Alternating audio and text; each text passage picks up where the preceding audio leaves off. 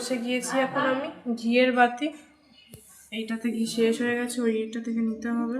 পঞ্চপ্রদীপে তো ঘিয়ের বাতি লাগে, একবার পুজো হয়ে গেছে, আবার নারায়ণ পুজোটা হলো, এরপরে ঘড়ির দিন ধরে পুজোটা হবে আর কি। হ্যাঁ দাঁড়া, ওইটা থেকে নিয়ে নিতে হবে, এইটা তো আছে। তো কি কি আমার মতন বাতি, এই ঘিটা থেকে নে না, না এটাতে আছে, নিয়ে নি। আমি কিন্তু খুব একটা পারি না, কিন্তু তাও আমি চেষ্টা করলে আমি জানি পারবো। তো দেখো বসে গিয়েছি করতে, আর আমি সববারে কিন্তু বাতি বানাই। তো কেমন হয়েছে বাতিটা বলবে, আর কারা কারা প্রসাদ খাবে চলে আসো।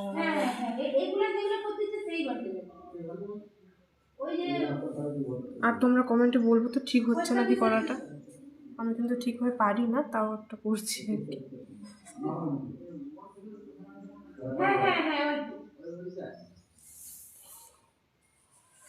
এরকম কি করি